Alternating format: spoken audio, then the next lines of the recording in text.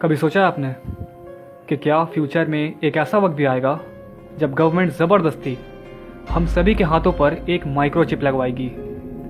एक ऐसी माइक्रोचिप जिसमें हमारे बैंक अकाउंट से लेकर हमारे आधार कार्ड तक की सारी डिटेल होगी। एक ऐसी चिप जिससे गवर्नमेंट हमें अपना गुलाम बना सकेगी। शायद आप नहीं जानते होंगे, लेकिन ये एक हकीकत है। और अगर आप जानना चाहते हैं कि क्या ऐसी कोई चीज़ वाकई में मौजूद है या अगर है तो इसके इंडिया में आने के कितने चांसेस हैं, तो आज आप इस वीडियो को देखते जाएं, क्योंकि आज मैं आधार आईडी से लेकर डिजिटल इंडिया तक सारी चीज़ों के बारे में बात करने वाला हूँ।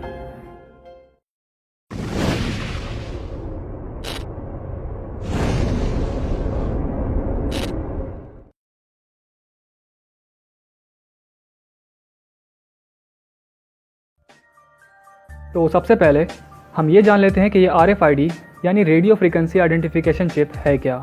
तो बेसिकली ये एक चिप है जो कि साइज़ में बहुत ही छोटी होती है, तकरीबन एक चावल के दाने के बराबर। इस चिप को आप अपने हाथों में एक छोटा सा ऑपरेशन करके लगवा सकते हो, जिसके बाद आप अपने हाथ में लगे इसी चिप की मदद से काफ़ी सारे काम कर पाओगे। जैसे कि आप अपने ID प्रूफ और बैंक अकाउंट की डिटेल इस चिप से लिंक करवा सकते हो, जिसके बाद आप कहीं पर भी सिर्फ अपने हाथ से पेमेंट कर पाओगे। आपको कैश या किसी भी तरह के क्रेडिट कार्ड या डेबिट कार्ड की ज़रूरत बिल्कुल भी नहीं पड़ेगी। सिर्फ यही नहीं, बल्कि इस चिप की मदद से आपको अपने घर के दरवाज़ों को लॉक या अनलॉक करने के लिए भी किसी भी चाबी की ज़रूरत नहीं पड़ेगी। आप सिर्फ अपने हाथ से ये काम कर पाओगे। साथ ही साथ इस चिप को आप लोकेशन ट्रैकिंग के लिए भी इस्तेमाल कर सकते हो। फॉर एग्जांपल, अगर आपके घर में बच्चे हैं जिनके ऊपर आप नज़र रखना चाहते हो, तो इस चिप को आप उनके हाथों में फिट करवा दें, जिसके बाद आपको अपने मोबाइल के ऊपर उनकी हर एक खबर मिलती रहेगी। आपके बच्चे कहाँ हैं, किस जगह पर हैं, किन के साथ हैं, ये सब कुछ। अब शायद आप में से कुछ लोग ऐसे भी होंगे जिन्हें डाउट होगा इस बात पर कि ऐसी कोई माइक्रोचिप असलियत में होती भी है या नहीं। तो आप लोगों का ये डाउट क्लियर करने के लिए मैं पहले आपको जी न्यूज़ की एक रिपोर्ट दिखाना चाहूँगा, जिसमें इसी माइक्रोचिप के बारे में काफ़ी अच्छे से एक्सप्लेन किया गया था। और मुझे उम्मीद है कि इसे देखने के बाद आपको इतना यकीन तो हो ही जाएगा कि ये सब कुछ एक हकीकत है।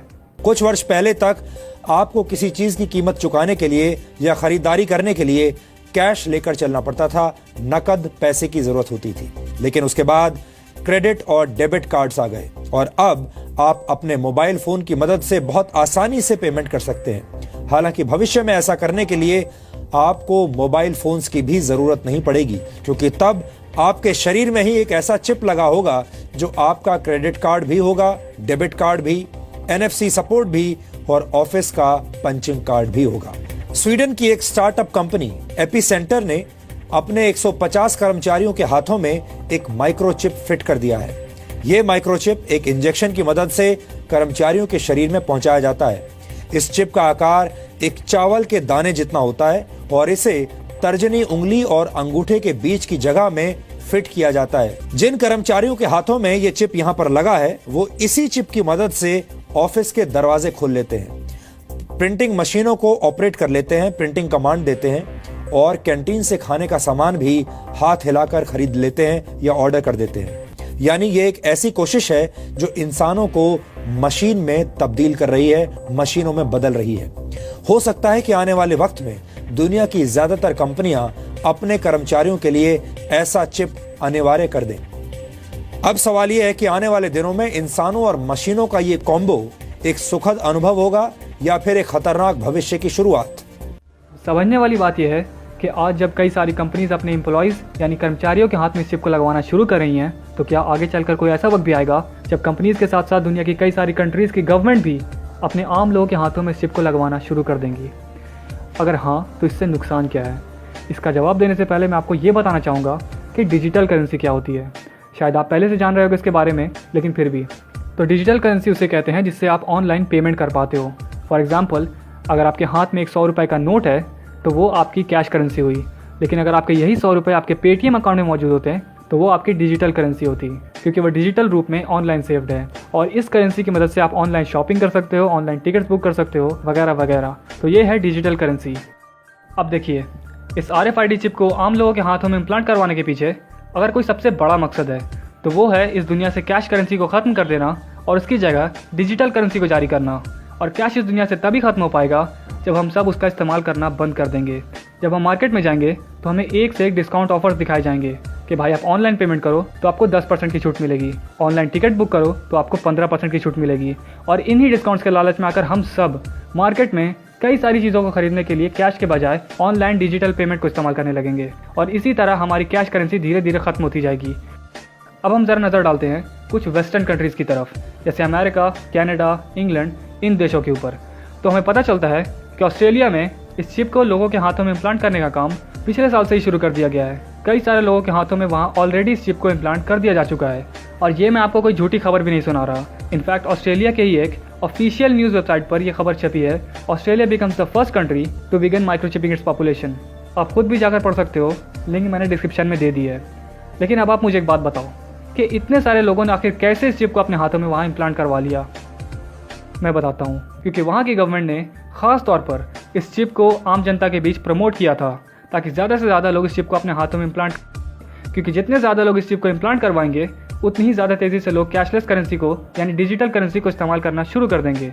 जाहिर सी बात है कि जब आपके हाथ में एक RFID चिप लगी होगी और आपके जितने भी रुपए पैसे होंगे वो सारे इसी चिप के अंदर होंगे, तो आप उसी को इस्तेमाल करके ख़रीदारी करोगे। क्यों आप बिना वजह कैश यूज़ करोगे?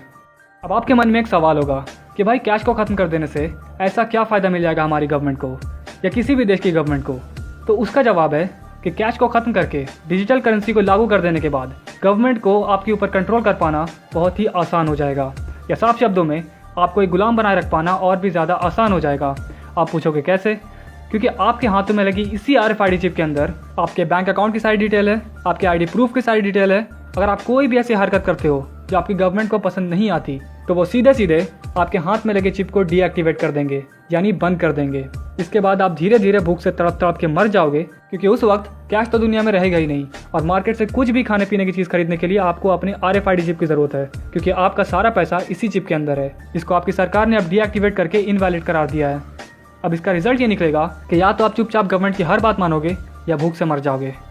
अब शायद आप में से कुछ लोग ऐसे भी होंगे जिन्हें ये RFID चिप को लोगों के हाथों में इम्प्लांट करने वाली बात बचकानी लग रही होगी या बेतुकी लग रही होगी। तो उसके लिए मैं आपके सामने कुछ ऐसी चीज़ें रखता हूँ जिसके बाद आप शायद इस बारे में थोड़े सीरियस हो जाओगे। तो पहली चीज़ जो मैं आपको बताना चाहूँगा वो है एरन रोजो के बारे में। तो पहले आप ये जान लें कि ये एरन रोजो है कौन।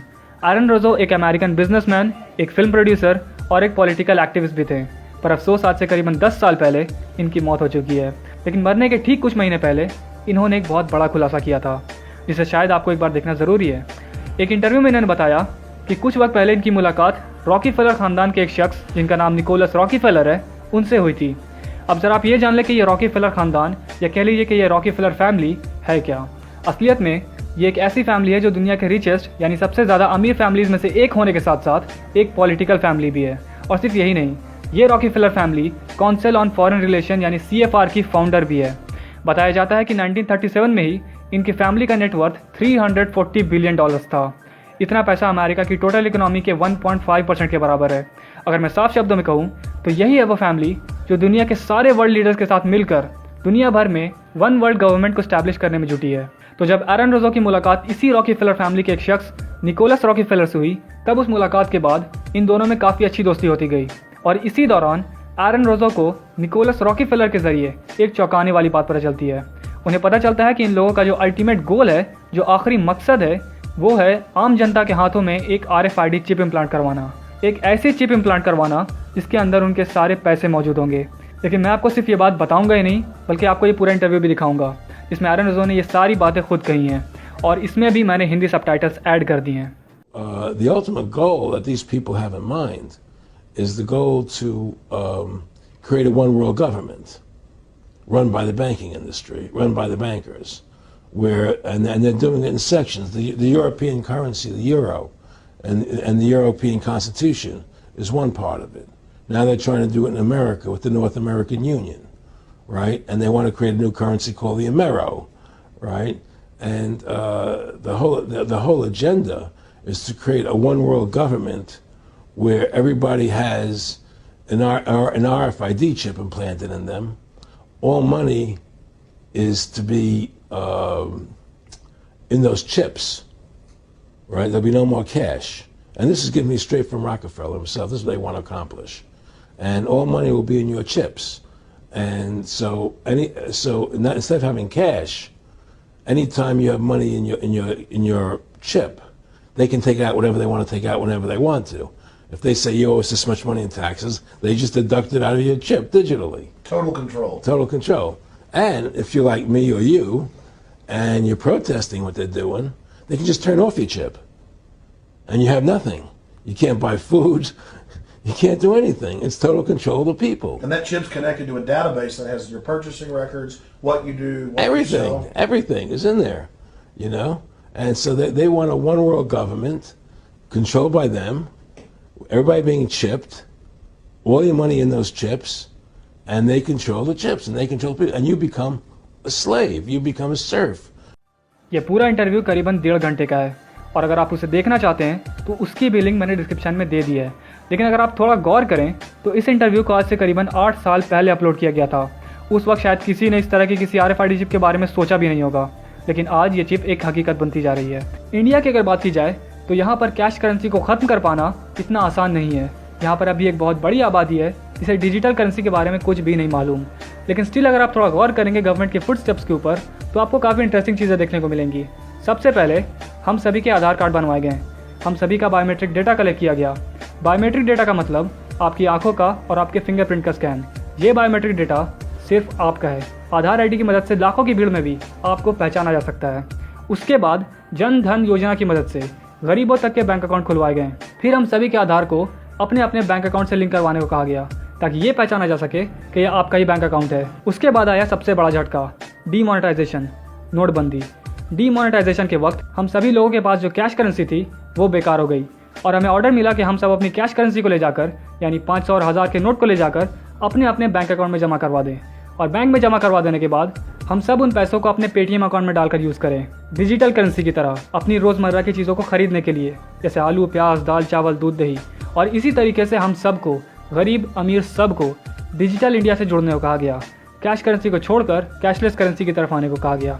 अब मैं भी ये जानता हूँ और आप भी ये जानते हो कि इस सब के बावजूद भी हम लोगों के ऊपर कोई खास फर्क नहीं पड़ा। हम लोग आज भी कैश ही यूज़ करते हैं जैसे पहले किया करते थे। डिजिटल करेंसी को आज भी कोई नहीं पूछता। इसीलिए इंडिया से कैश को ख़त्म कर पाना बहुत ही ज़्यादा मुश्किल काम है और जब तक कैश नहीं ख़त्म हो जाता इंडिया में RFID चिप इम्प्लांटेशन के बारे में सोचना भी बेवकूफ़ी होगी।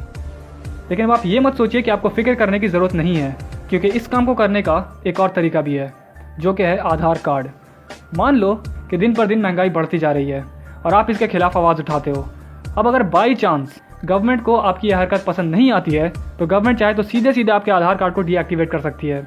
और अगर आप ध्यान दें तो आपका आधार कार्ड आपकी हर एक चीज़ से लिंक हुआ हुआ है, आपके बैंक अकाउंट से, आपके मोबाइल से, आपके राशन कार्ड से। और एक बार आपके आधार कार्ड के डीएक्टिवेट हो जाने के बाद ना आप अपने बैंक अकाउंट से 1 रुपया भी निकाल पाओगे, ना आप अपने मोबाइल से कोई कॉल कर पाओगे और ना ही आप अपने राशन कार्ड से कुछ भी खाने पीने का सामान ले पाओगे।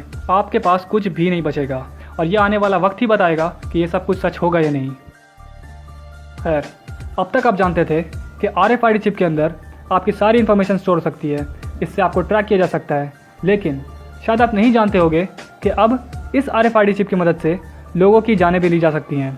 सऊदी अरेबिया के एक इन्वेंटर ने एक ऐसी RFID चिप बनाई है जिसके अंदर साइनाइड नाम का एक केमिकल मौजूद होगा। साइनाइड क्या है? साइनाइड एक एसिड है जो कि दुनिया के सबसे खतरनाक पॉइजन्स या जहर में से एक है और यही साइनाइड पॉइजन इस RFID चिप के अंदर मौजूद होगा, जिसको एक बार किसी इंसान के अंदर इम्प्लांट कर देने के बाद वो इंसान चाहे इस दुनिया में कहीं पर भी जाकर छुप जाए, सिर्फ एक बटन दबाते ही उसके बॉडी में मौजूद ये RFID चिप अपने अंदर मौजूद साइनाइड जहर को उस इंसान की बॉडी में रिलीज कर देगी, जिससे कुछ ही सेकंड्स के अंदर उस इंसान की मौत हो जाएगी। All right, this next story may sound like something out of, well, a Hollywood thriller. A Saudi inventor has created a killer microchip. Not only does it include a GPS device, it also has a lethal dose of cyanide, which can be activated at any time. You get my point? The inventor's bid for a patent has been rejected in Germany. Okay, this is pretty macabre, pretty sinister and nefarious. How exactly would this work?